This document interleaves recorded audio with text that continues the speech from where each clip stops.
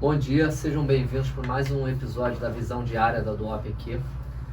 Hoje, a pedidos e alguns feedbacks, a gente vai começar a tentar trazer algumas notícias, obviamente, quando forem importantes, de algumas empresas, né, aqui do Brasil. Então a gente vai passar primeiro sempre pela parte mais macro, de Brasil, de mundo, e depois a gente tenta sempre trazer uma notícia ou duas sobre alguma das empresas daqui. Então vamos lá. Em relação às notícias do mundo, ontem a gente teve a trégua, na verdade na noite de ontem, né? E ontem a gente viu o mercado realmente descomprimir risco. No final do dia, ali no meio do dia, começaram alguns ruídos, porque Israel basicamente bombardeou o Líbano, acho que talvez num ataque mais duro. Parece que foram 250 mortes, não sei quantos mísseis em poucos minutos. E a resposta do Irã veio logo em seguida, tentando fechar parcialmente o Estreito de Hormuz e deixando claro que a trégua também precisa se estender para o Líbano. De uma certa forma, o mercado hoje amanheceu com um pouquinho de receio, o petróleo sobe um pouco. Na nossa visão, isso parece mais um pequeno ruído. De fato, o presidente americano, acho que conseguiu o que ele queria. Acho difícil ele acabar voltando atrás, mas até o mercado já obviamente precificou isso, né? Já precificou que isso que esse ataque de Israel ele é um ruído nessa negociação de paz. Então a gente já viu uma descompressão dessa precificação negativa que a gente teve no último mês, e as coisas estão caminhando para um cenário mais benigno aí para frente. Então, obviamente, a gente fica de olho por aqui, né, para ver se não pode ter nenhum desdobramento fora do que desse pequeno ruído, mas a gente continua com a mesma cabeça dos últimos dias, as últimas que a gente ficou ontem aqui por alguns minutos explicando um pouquinho como a gente está pensando para frente. Sem querer ser repetitivo, então seguimos. Outro ponto que a gente quer destacar agora, falando de Brasil, acho que teve um ponto importante. Ontem o Lula deu uma entrevista grande, e essa entrevista ela basicamente mostra uma mudança de rumo da forma como o Lula vai se comunicar daqui para frente. Ele acho que tinha essa tese que estava bem clara, que o Lula ia deixar o problema do STF, Banco Master, sem se atrelar muito e sem nem defender o STF, nem atacar. Ele ficava ali numa posição meio morna. Claramente essa estratégia não funcionou, né? As últimas pesquisas todas mostram uma piora eleitoral para ele. Eu acho que algumas pesquisas internas do governo parece que mostram que ele está, de fato, acaba o STF, o problema do STF acaba colando nele. E ontem ele deu uma declaração, dentre das coisas que ele falou, que basicamente o Alexandre de Moraes tinha que se julgar impedido de julgar qualquer coisa do Master, já que a mulher dele era advogada. Deu uma parte da declaração também fazendo um pouco de carinho no Alexandre de Moraes, mas também trazendo algumas críticas. Então a gente provavelmente vai ver nos próximos meses, nas próximas semanas, o Lula tentando se descolar desse problema.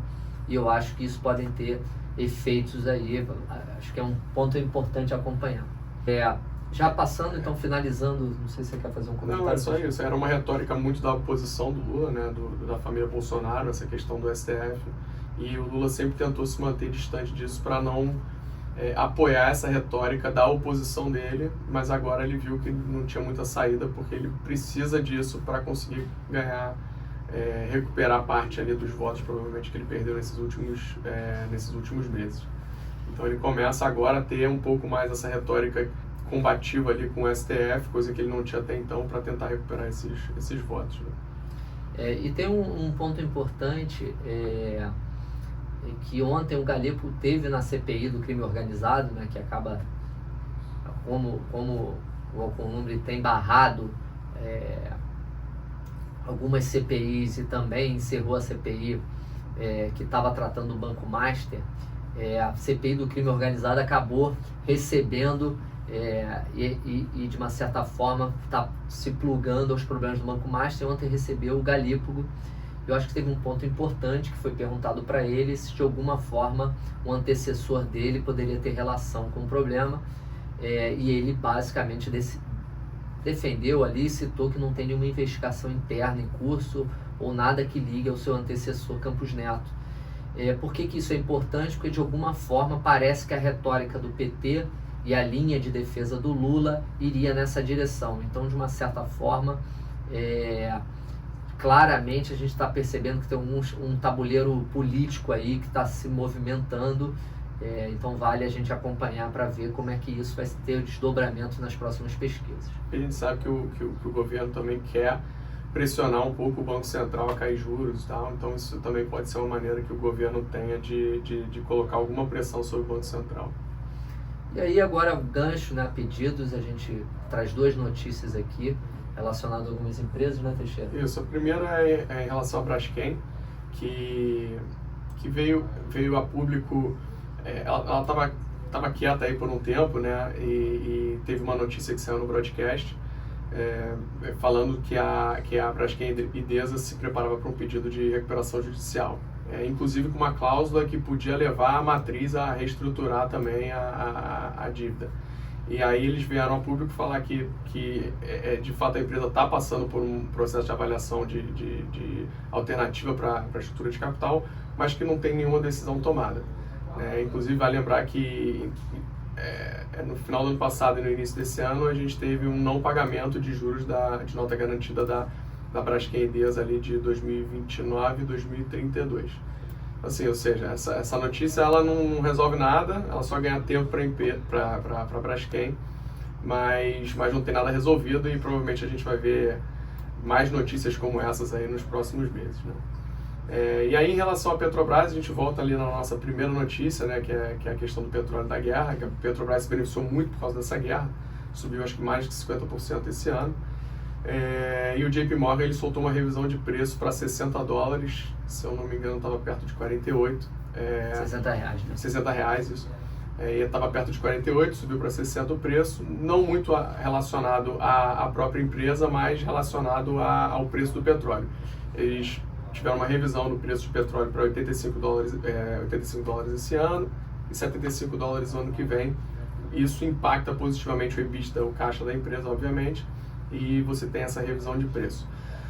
A gente aqui na Duop tem uma visão um pouco diferente. A gente, apesar de achar que a Bolsa Brasileira tende a se beneficiar nesse período por um fluxo externo um pouco mais positivo, com o trade de debasement que a gente falou ontem, a gente acha que o petróleo, por estar numa potencial movimento de queda, a Petrobras ela perde um pouco de atratividade. Então a gente tinha uma recomendação de compra de Petrobras desde o ano passado e a gente revisou isso para neutro atualmente, por causa desse fluxo, desse momento que provavelmente a Petrobras perde por causa de um petróleo talvez caminhando para patamares mais baixos, aí, perto de $80. A gente acha que... O famoso quem tem botar no bolso. Exato. Assim, a gente já se beneficiou dessa alta, a gente acha que agora o momento de Petrobras talvez não seja tão positivo assim. Daqui para frente. É isso. Obrigado aí pela turma que está assistindo. Um excelente dia. Um abraço. Tchau.